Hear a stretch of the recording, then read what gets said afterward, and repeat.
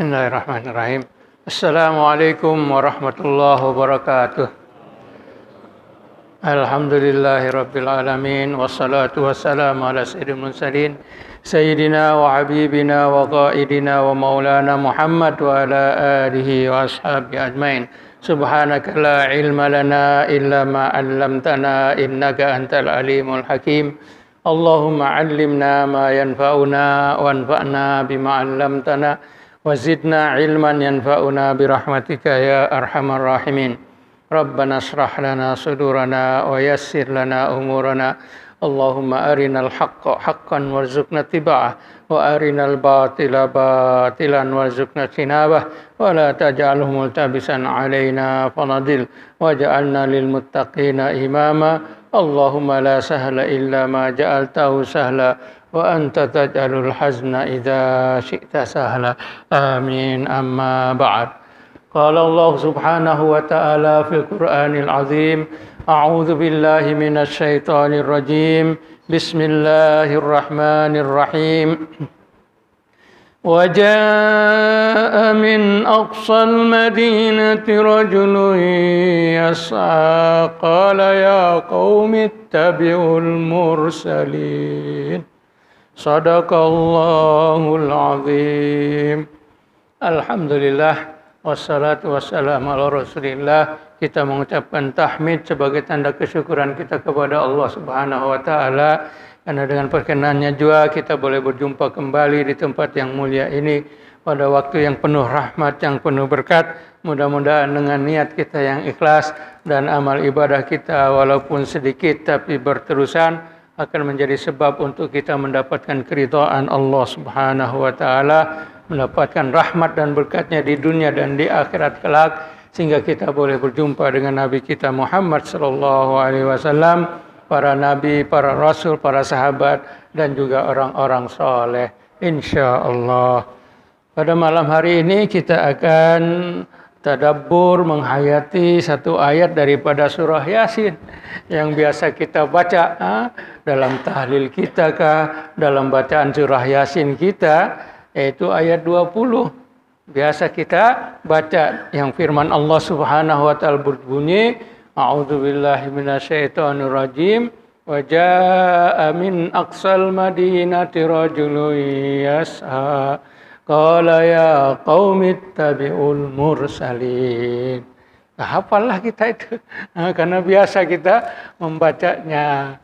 Hanya kita mau tadabbur menghayati apa kisah ayat ini yang maknanya telah datang dari hujung bandar seorang lelaki berlari. Wajah amin aqsal madin.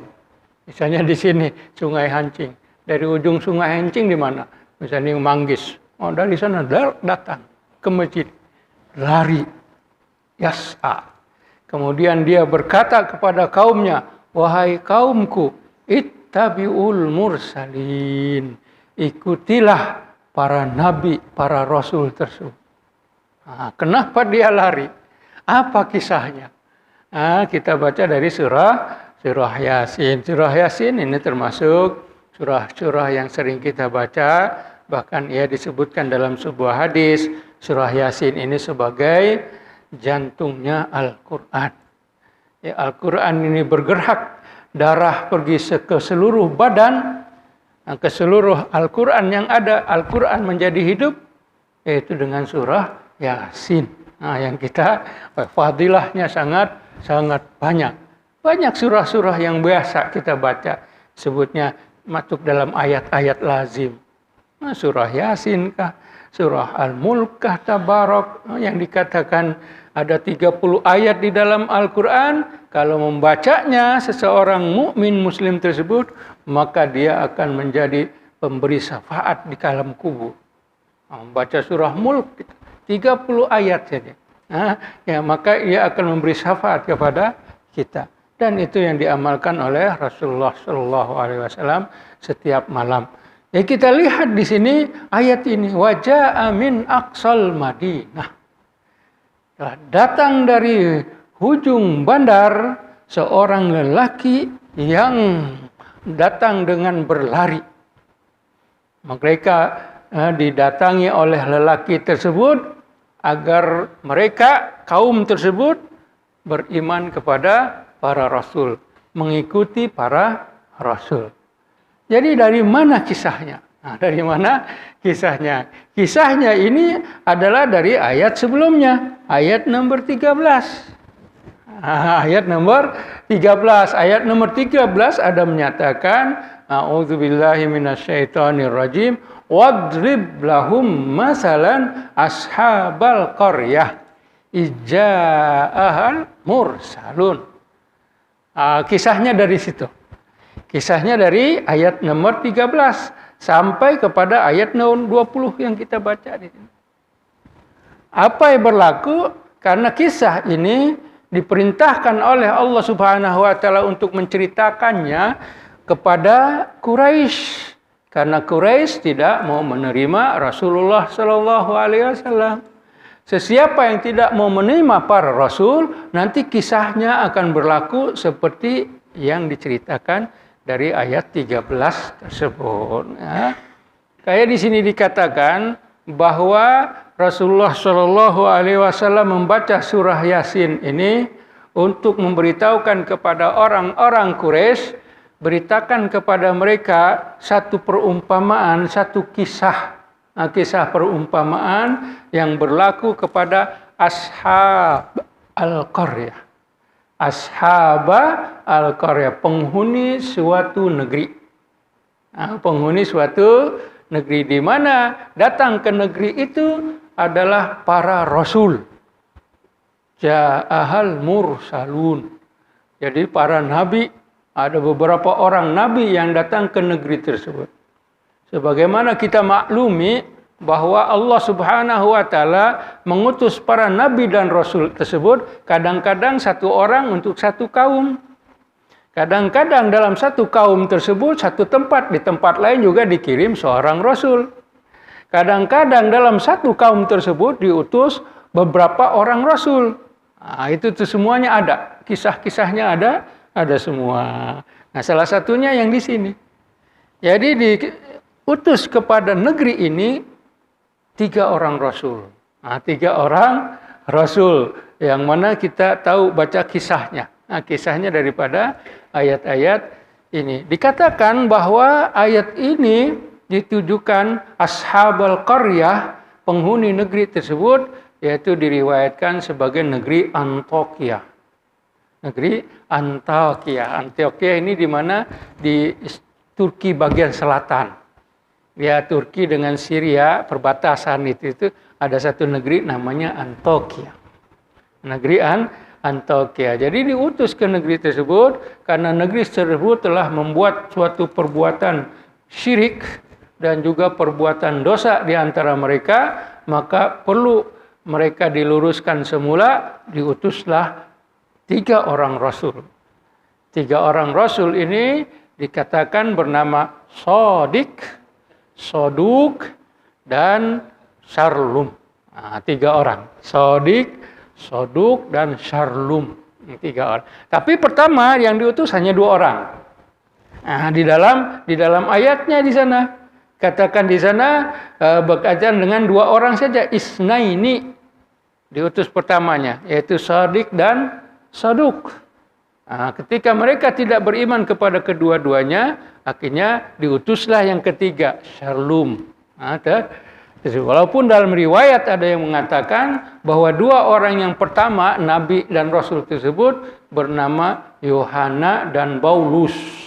Yang pertama, 2 orang yang pertama, Yohana dan Paulus. Yang ketiganya, Nabi atau Rasul Sam'un. Sam'un. Jadi ada 3 nama itu. Sama ada yang pertama Shadiq, Soduk dengan Syarlum, maka yang keduanya Yohana, Paulus, dan Sam'un. Tapi dilihat disatukan nama tersebut boleh dijadikan satu.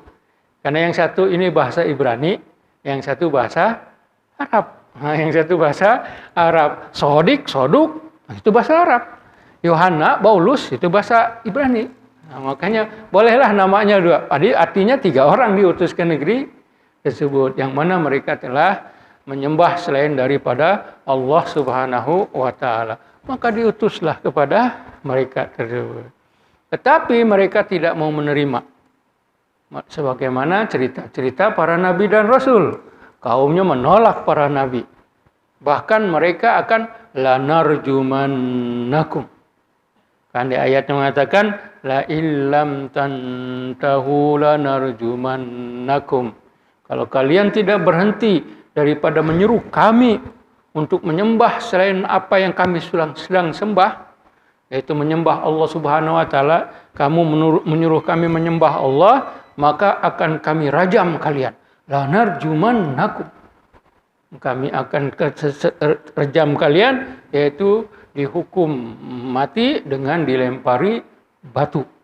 Dengan demikian maka kalian wala yamassannakum minna adzabun alim. Kalian bertiga ini nabi dan rasul akan mendapatkan daripada kami, merasakan daripada kami siksaan yang pedih, yang perih. Nah, itu kisahnya. Jadi ketika mereka mau melaksanakan apa yang mereka hajati untuk merajam para nabi dan rasul tersebut, maka lelaki ini datang. Di sini kisahnya. Sekarang siapa lelaki ini? Nah, siapa lelaki ini? Baik, Ibnu Abbas ada meriwayatkan bahwa nama lelaki ini adalah Habib ibni Israil An-Najjar. Namanya Habib, anak Israil An-Najjar kerja dia. Pekerjaannya adalah tukang kayu atau carpenter. Nah, ini adalah Najjar, Habib ini. Habib ini dia orang biasa. Dia tinggal di hujung bandar. Ketika terdengar bahwa orang-orang bandar mau membunuh para rasul yang 3 orang tadi, maka dia lari dari sana. Mau memberitakan kepada orang-orang bandar tersebut untuk ikut para rasul. Apa kisahnya sampai Habib boleh berkata demikian? Diriwayatkan bahwa mereka bertiga datang ke negeri tersebut, masuk kepada Habib ini dulu. Karena dia di ujung bandar, berarti masuk dari sana lah. Ketemu dulu dengan Habib. Habib ini dikatakan dia mempunyai penyakit, yaitu penyakit kusta. Yang biasa kita baca, imam baca, wal juzam. Wal juzam. Jadi selama ini dikatakan bahwa penyakitnya itu sampai 70 tahun. Dia mempunyai penyakit tersebut. Kerjanya Najjar, membuat patung tersebut disembahlah oleh dia. Nah, selama 70 tahun dan yang lain-lain juga meminta kepadanya untuk dibuatkan patung. Untuk dijadikan berhala sembahan mereka. Jadi 70 tahun dia, dan selama itu juga dia meminta kepada Tuhannya yang dia buat sendiri, daripada patung tadi dibuatkan, meminta supaya disembuhkan dia dari penyakit tersebut. Dari penyakit al-juzam tadi, kusta tersebut. Tapi selama 70 tahun tidak pernah terjawab. Dia tidak pernah menjadi sehat semula. Penyakitnya tetap kekal 70 tahun. Nah, masuklah 3 orang ini. Nah, 3 orang ini ketika masuk ke negeri tempat itu yang di Antakya, berjumpa dengan Habib An-Najjar tersebut, akhirnya dikatakan, siapa kalian? Mereka menjawab, kami adalah utusan Allah. Kalau utusan Allah, katanya, bagaimana kalian akan menyuruh kami menyembah selain daripada, kami sudah menyembah selain daripada Allah. Sekarang kamu mau kami menyembah Allah.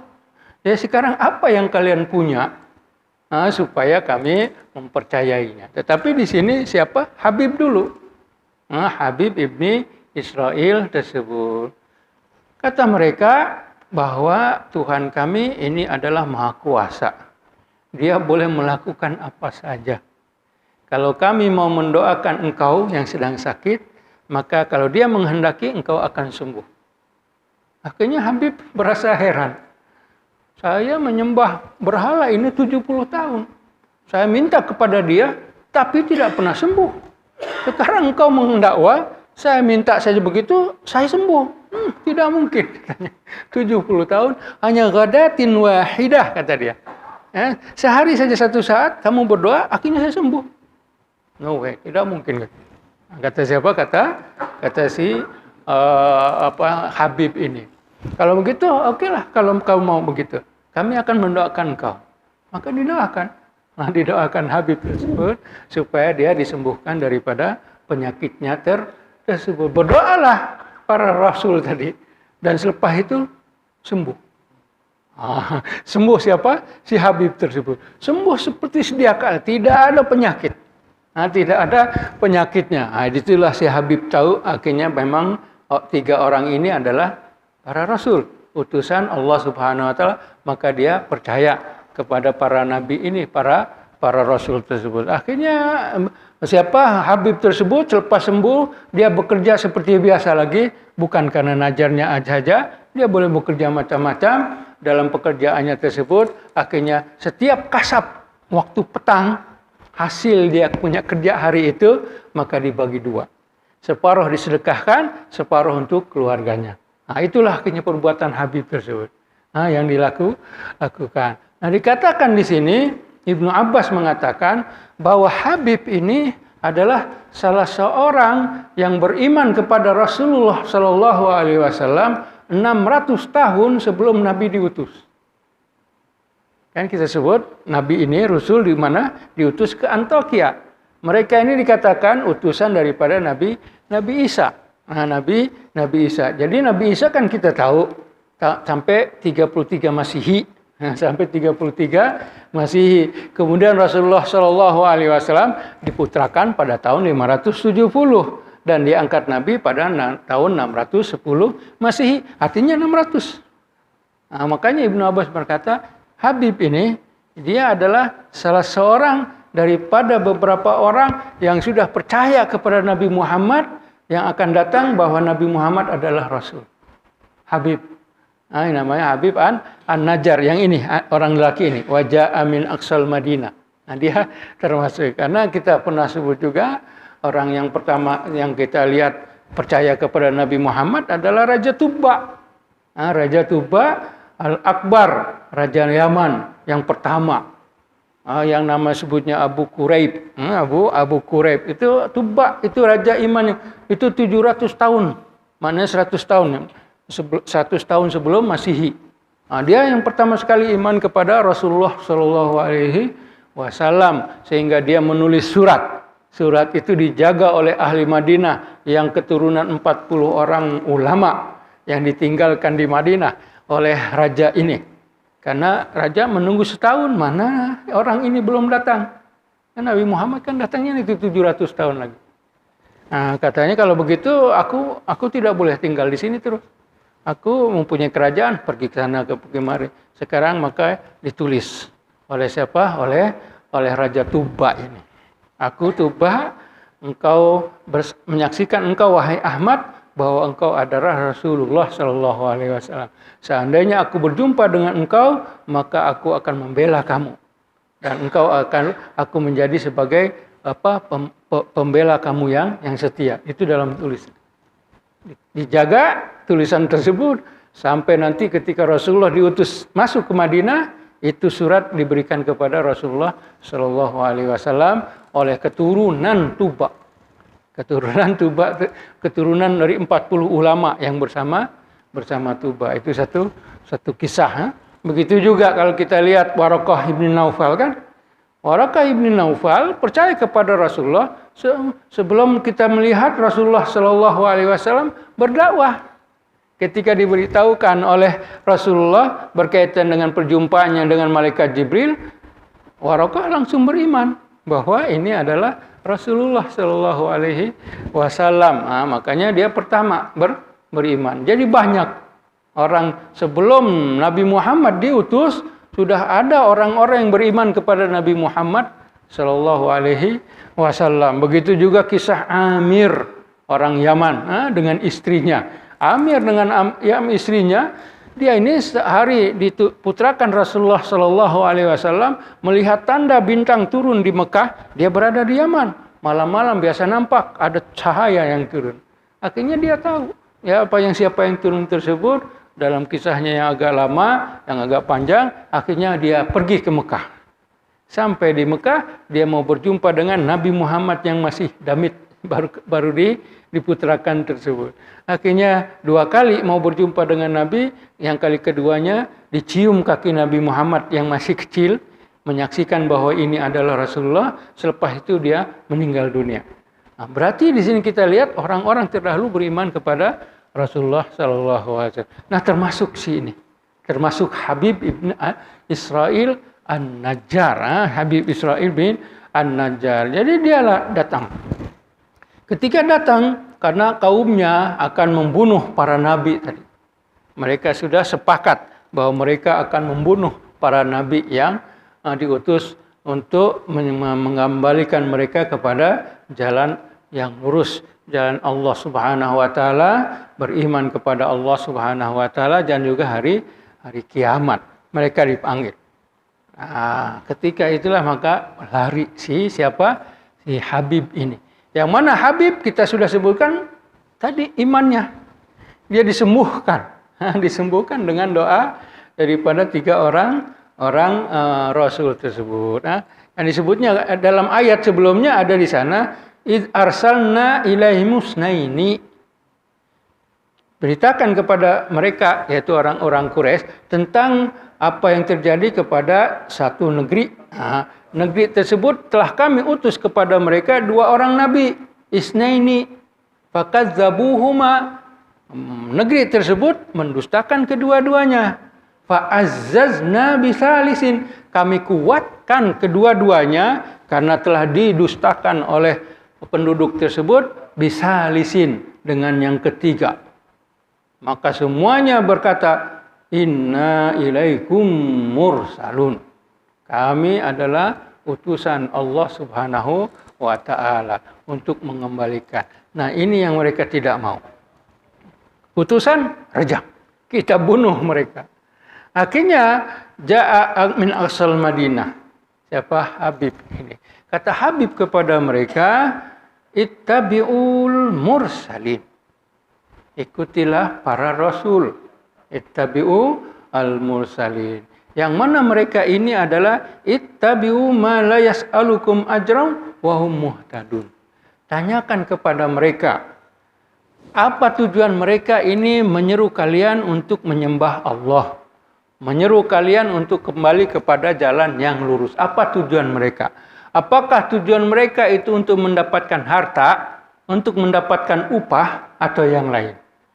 Nah, maka dikatakan di sini, man la yas'alukum ajran wa hum muhtadun. Ikuti dia. Karena para nabi semuanya berkata begitu. La as'alukum alaihi in ajriya illa ala rabbil alamin. Nabi Nuh cakap begitu. In ajriya illa ala rabbil alamin. Upahku hanya pada Allah. Nabi Hud cakap begitu. In ajriya illa ala rabbil alamin. Nabi Lut cakap begitu. Ya, semuanya tidak ada yang mau mendapatkan harta, tidak begitu. Nah, ini juga 3 orang rasul di sini juga bukan. Makanya kata Habib ini, tanyakan kepada mereka apa tujuannya. Makanya dijawab oleh mereka, bukan, kami tidak mau upah daripada kalian. Kami yang ada sini dari Allah Subhanahu wa taala. Maka kata Habib ini, ittabi'u, kalau gitu. Ikuti mereka. Yang mana mereka ini man la yas'alukum, tidak meminta, tidak memohon kepada kalian apa-apa upah, ajron. Nah, apa-apa upah, ajron wa hum muhtadun. Dan mereka ini mendapatkan petunjuk dari Allah Subhanahu wa taala. Itu yang kita lihat. Bagaimana dia 70 tahun sakit. Tapi dengan doa saja, satu saat doa tersebut dikabulkan oleh Allah, sembuh. Makanya dia berasa heran. Itulah kehebatan doa. Doa ini mesti memang suatu kewajiban. Kita manusia ini mesti berdoa. Diwajibkan kita berdoa. Kalau kita tidak berdoa, maka kita dianggap sebagai manusia atau makhluk yang sombong. Allah tidak menyukai makhluk yang sombong. Dengan kita berdoa, di sana kita mengakui bahwa Allah Subhanahu wa taala Maha Kuasa. Dia boleh kita menyerahkan diri kita kepada Allah. Jadi dengan doa tersebut. Nah, doa di sini 1, 2, 10 orang, 1000 orang berdoa akan dikabulkan oleh Allah Subhanahu wa taala. Karena itu janji Allah, ud'uni astajib lakum. Syarat di situ. Pohonlah kepadaku, aku pasti kabulkan. Aku pasti kabulkan. Kita memohon kepada Allah pasti dikabulkan oleh Allah Subhanahu wa taala. Hanya dikabulkannya itu berbeza bila. Ada yang saat itu juga, ada yang tunggu lama juga, ada yang diganti nanti di akhirat, ada juga yang diganti doanya dengan keburukan diangkat. Nah, itu empat jenis jawaban dari Allah Subhanahu wa taala untuk doa. Karena Nabi sendiri berdoa tapi belum dijawab, tidak sekaligus dijawab. Ya kan? Nabi maunya umatnya yaitu kaum Quraisy semuanya beriman. Dari awal dakwah Rasulullah, yaitu ketika Rasul berumur 40 tahun. Maunya semua orang Quraisy, keluarganya, saudara maranya, bangsa Quraisynya, maunya Nabi mereka masuk. Dan Nabi memohon kepada Allah supaya mereka masuk Islam. Tapi doanya belum dikabulkan. Dan tidak dikabulkan kecuali nanti. Selepas, kalau kita lihat di sana, selepas 21 tahun baru dikabulkan. Orang-orang Quraisy masuk Islam semuanya. Ya kan? Nabi umur 40 tahun jadi Nabi. Kemudian dia mau supaya semua kaumnya masuk Islam. Tapi kan tidak. Sampai Rasulullah hijrah. Rasulullah hijrah umur 13 tahun. 13 tahun dicampur waktu di Madinah juga belum masuk. Nanti semuanya masuk Islam pada pembukaan Mekah tahun 8 Hijrah. 8 Hijrah campur 13, 21 tahun. Selepas 21 tahun baru dikabulkan permohonan Rasulullah sallallahu alaihi wasallam untuk apa? Yadkhuluna fi dinillahi afwaja.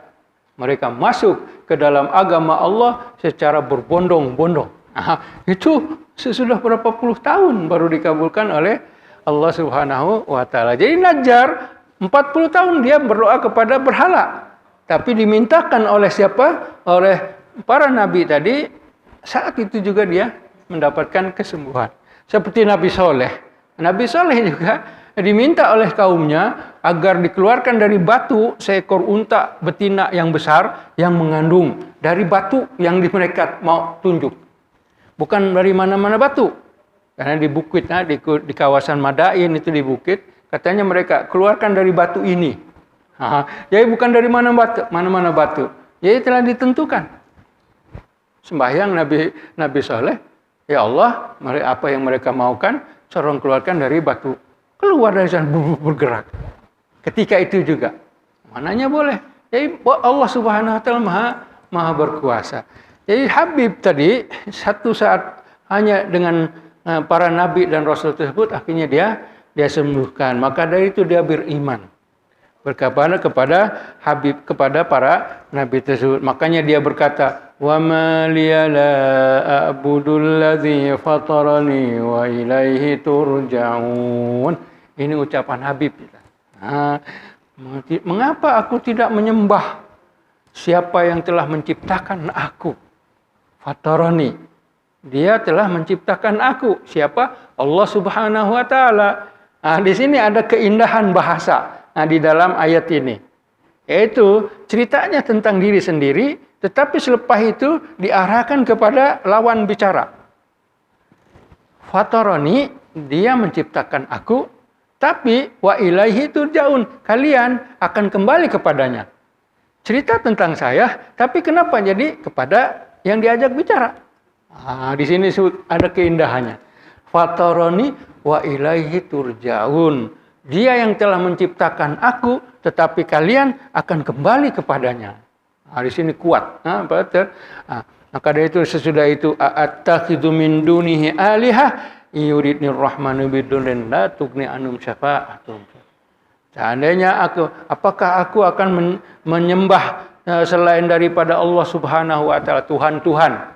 Yang mana Tuhan-Tuhan tersebut tidak boleh memberikan apa-apa manfaat. Seandainya Allah Subhanahu wa taala bidurrin la tughni anhum syafa'atuhum syai'a. Kalau Allah mau menginginkan pada aku suatu keburukan, mereka tidak boleh menolong aku. Kalau Allah menginginkan kebaikan dari aku, maka mereka tidak boleh menolaknya. Sebagaimana dalam hadis qudsi yang panjang. Ya, Fa'lam, kata Rasulullah sallallahu alaihi wasallam kepada Ibnu Abbas.